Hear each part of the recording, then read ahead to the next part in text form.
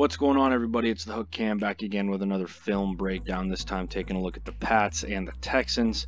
Everybody in the New England media and just the general sports media is just chowing down at the buffet of the New England Patriots dynasty possibly being over. I think that there were some positives in this game. The first drive looked good from New England. Obviously, there was a ton of negatives, so in this video, I try to break them down. I am trying to figure out a way to draw on the screen. I am not computer savvy. It's a miracle that I can get these videos out to begin with. So if anybody knows like how or better editing or anything that I can do to make my videos better, please let me know how and where to go, and that would be greatly appreciated. And if you could, before we really dive into this thing, if you could drop a like, hit that subscribe button, it would mean the world to me, and I appreciate all the support that I'm getting so far in these videos, and I really hope to keep these things going. So with all that being said, guys, let's dive on into this game. All right, guys, one of the first plays we're looking at here, I think, demonstrates how New England was getting creative running the football. Not all was bad on Sunday night. I just got to get that off my chest. Not all was bad. Was it a bad game? Absolutely. Right, that was not a good performance from New England. But at the same time, I think that there were a few bright spots that do need to be talked about, and this is one of them for me. Their creativity running the football, trying to find lanes, trying to get angles on guys. I think that it was shown early in that game, and then they were forced to go away from it because of the score later on in it. So in this situation, right, Houston's given us an overfront. Okay, this is the strength of the formation. We have our 3 tech here. We have our 2-eye on the backside, and then we have, of course, our 2 edge defenders.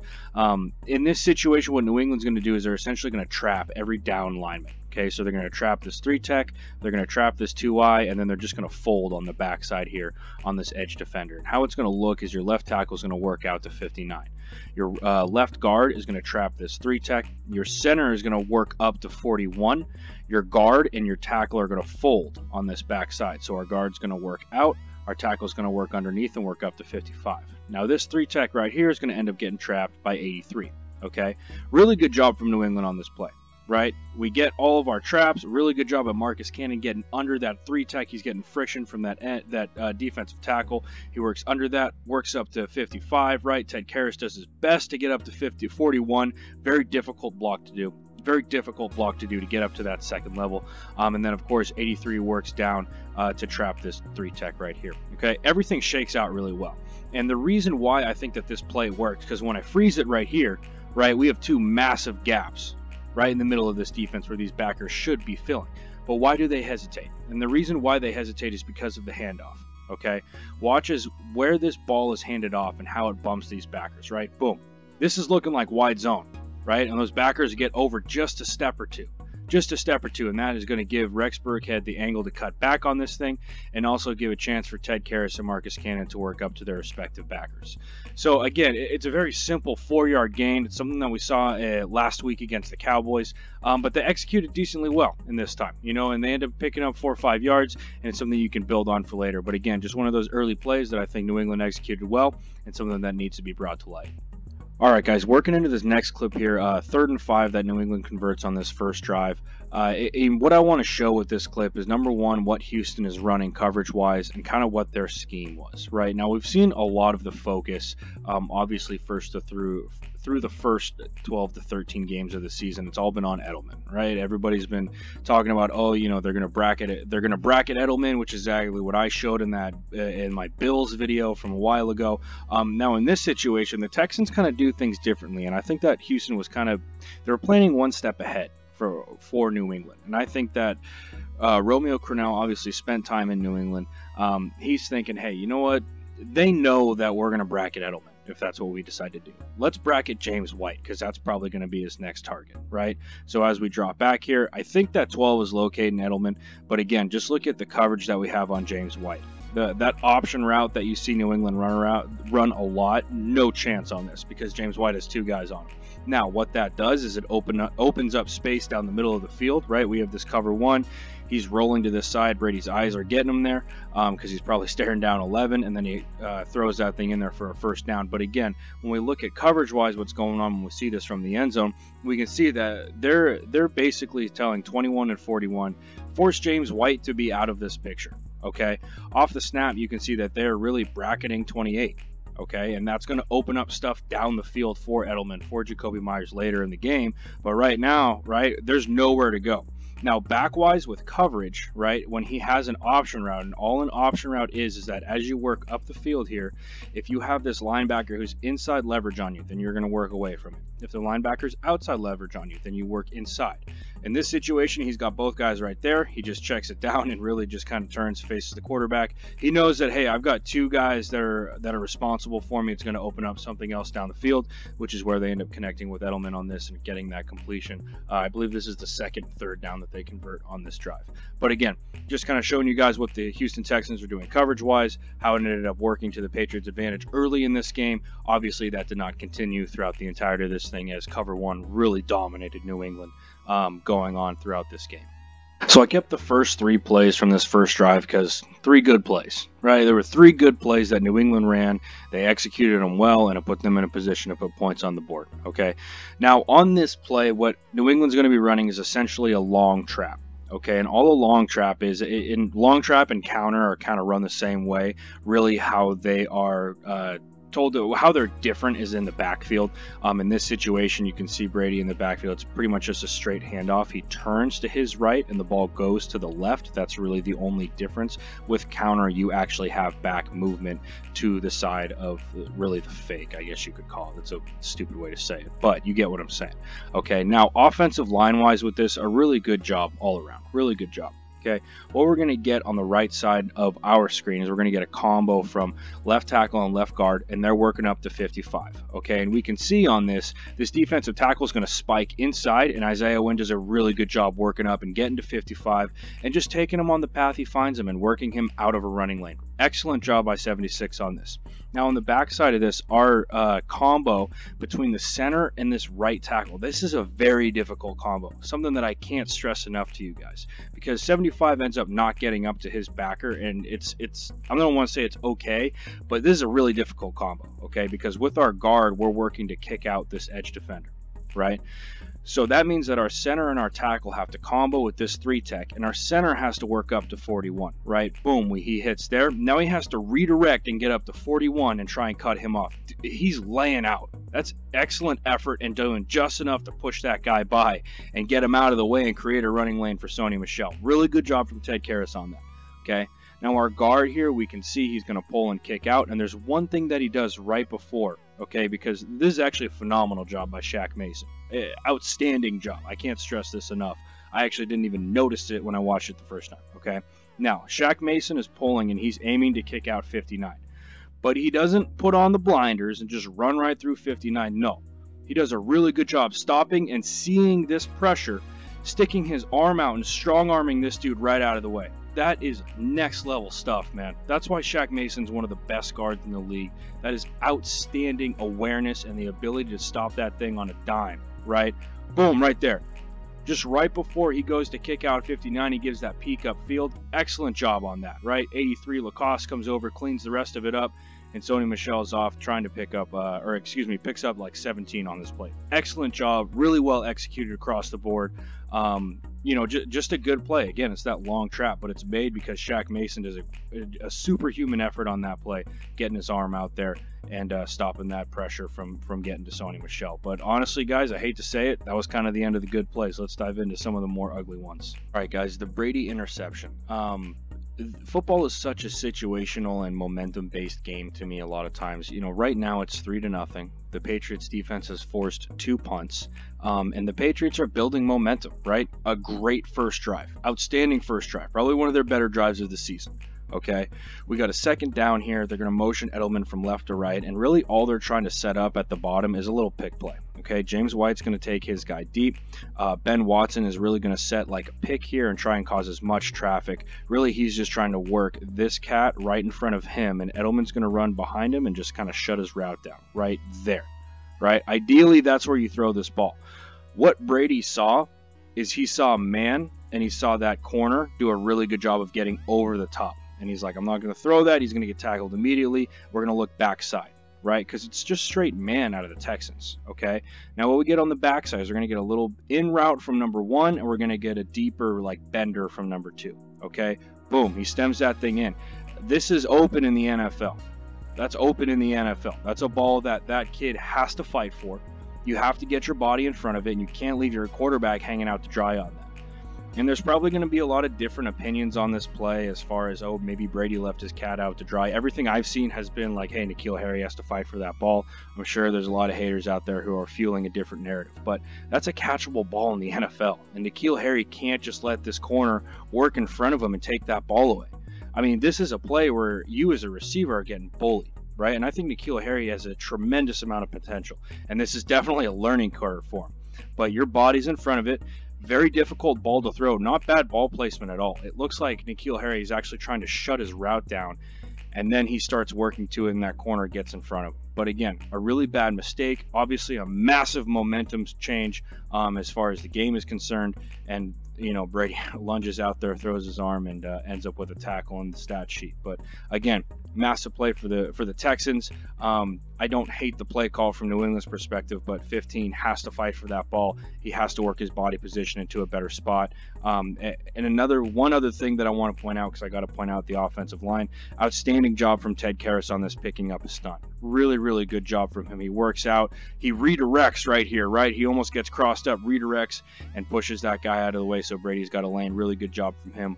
Just got to throw in a little positive note on that. But again, N'Keal Harry has to fight for this ball, has to work in front. This is just kind of getting bullied. But again, I believe in this kid. I think he's going to be good one day. I really do. He's just got a lot of work to put in. 3rd down and 6 here. N'Keal Harry got a little bit of burn last time. This time it's going to be Jakobi Meyers. All right.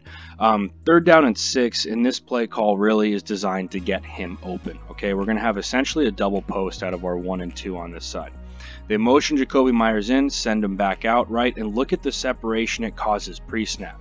I mean, this dude's over the center, and we're snapping this ball. Really good job. Timing's great, right? We've got a lot of separation. We're good to go. But then he cuts his route like 2 yards short.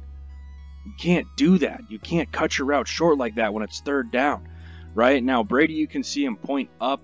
I'm not sure if when he's pointing on this, he's telling him get up, like scramble drill, go up field, or if he was trying to tell him on his route, like almost like you're in practice and you're like, dude, you got to get deeper. You got to get past the sticks. I'm not sure which one. I'm thinking that it was because of when he breaks the pocket like this, you go into scramble drill as a receiver, okay? And scramble drill, if you're the closest guy, you get up field, right, and you clear out. That, I believe, is what Brady was trying to tell him. Again, it didn't work out, miscommunication. But the biggest thing to me is how shallow he runs this route. Boom, right there.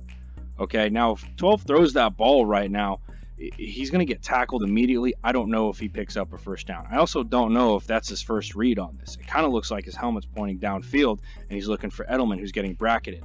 Right? Really, there's 3-on-1 with Edelman, which means that your head should be going right here, right now, trying to pick this thing up. Okay, but again, we have the miscommunication with the scramble drill. It ends up being a circus out there, right? I've been in situations like this before where everything's going wrong. Your communication's not right. Everything's bad. And you're almost embarrassed when you're out on that field. Okay, I think Brady's working that safety to his left with his eyes. He might have been looking for the backside post, because when you run double post like this, when you run double post like this, you put this safety in a bind. Right, the Texans were kind of in a 2 high look. He bumps back to 1 high. We run a double post on this, and this safety is now forced to pick one of them. Boom, he takes the 1st one, so he's looking for that number 2. That's not even that great of a route. It might have ended up being a dig from N'Keal Harry, but he didn't have the time to get the ball there. That's where Jakobi Meyers ends up going into that. Sorry, that was a long-winded breakdown, but again, a lot of mistakes on this, a lot of miscommunication. All right, guys, defensively, I believe the 2nd touchdown of the day for the Texans, this definitely was the 2nd touchdown. Just for starters, we're getting a very Baltimore-esque look here, right? Heavy tight end personnel, full house or diamond backfield, whatever you want to call it. And they give a run action, right? They clear out with this post or bend or whatever you want to call it. They have a wheel with their number 2, and then they just attack the flat with 87. Really an awesome play call. Awesome play call. You have so many options that you can do when you have a quarterback who's, such an athlete like Deshaun Watson. But again, breakdown wise, hear how this thing shakes out. I'm not 100% who makes the wrong move on this. I just want to get that out there. I'm not 100%. Okay. Now, it's cover 1, right? So Stephon Gilmore is going to run with his receiver out here. Okay. We have the run action, right, from the back. Jamie Collins does a good job not coming down here and biting on this. Okay, he does a good job. That's forcing now, all that's doing, right, by Jamie Collins being wide like that, is it's forcing, if this is actually a read option look, it is forcing that quarterback to make the decision of, I'm giving it to the back. If this defensive end isn't attacking and crashing down right now, then we're going to give this football, okay? But Jamie Collins gets caught up in a little bit of a pickle there, and this is where I'm not 100% sure whose fault this is, okay? So we have Stephon Gilmore locked up out here with the receiver, okay? We have Jamie Collins, who I think he's going to end up, he should be responsible for the flat. It's either Jamie Collins or Dante Hightower. Patrick Chung is responsible for the wheel. Stephon Gilmore and Patrick Chung both do excellent jobs on this. That's great. This flat defender, though, sneaks out here, and I'm not sure which guy is supposed to have him. I think it's Jamie Collins. If not, then it's supposed to be Hightower coming over the top, right? But that's where this thing ends up breaking down. It's again, you get put in this situation where you have to know your responsibility. You have to know your keys. You have to play disciplined defense, and the Patriots got caught in this situation, biting a little too hard on that run action and not playing the most disciplined defense. A 3rd down and 6 here, and one thing that the Texans did really, really well was change up their pressures and really cause confusion on this offensive line. This one's going to be on Isaiah Wynn. And we'll get down to this thing in a second, right? But right before this motion comes across, you can see Ted Karras talk to Tom Brady, right? And he's asking him right now, where are we going? Where are we sliding? We're going to get slide protection here. Brady points out, okay, we're working out to this edge guy, right? Which means that we're going to slide from our left guard over, right? And we're working out. So Marshall Newhouse is ideally going to be out here. Shaq Mason's going to be on this defensive tackle, who's lined up in like a 4-eye. Ted Karras is going to be on this.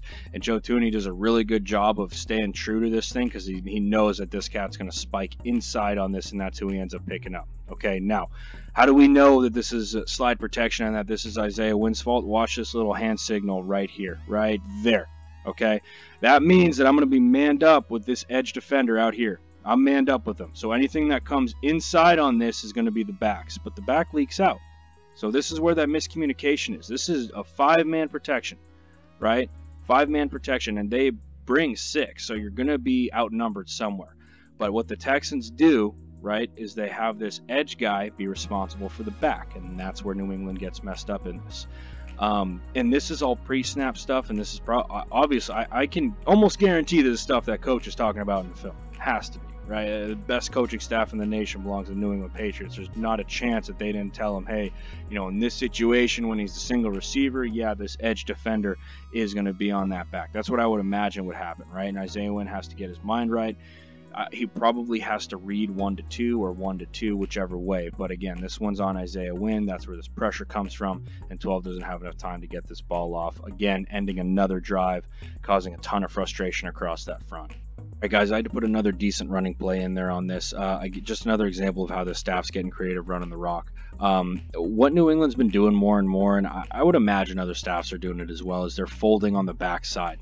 What that's doing, and the reason why, is because these edge guys are getting so wide when it's more obvious passing down. So 2nd and 10, really 2nd and long and 3rd and long, right, is when we'll get to see this look more often. On the back side of this thing, Joe Thuney is going to work out to this edge defender. 76 is going to fold underneath the 55. I think New England had these guys schemed up because they knew that their nose tackle were spiking across to the strength of the formation. That's what I would imagine.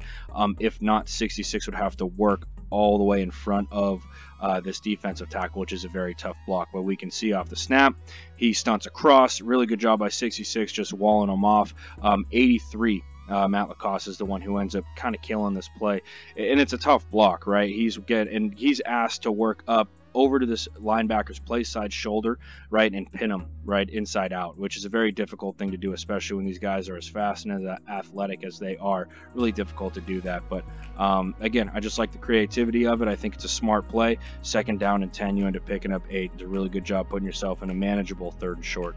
All right, guys, we have the 4th and 1 here that New England doesn't convert, and this to me was the game. Okay, this to me was the game. Now, there was some speculation. Why don't they just, do the old quarterback sneak with Tom Brady, right? Well, guess what? You got a brand new center in there who hasn't played a ton of snaps, unfamiliar with Brady. Also, look at this defensive front. You think that we're breaking through this? No, that's stupid football. I love this play call. Okay, you do a quick little run action, you shore up your protection. It's essentially a 7-man protection, right?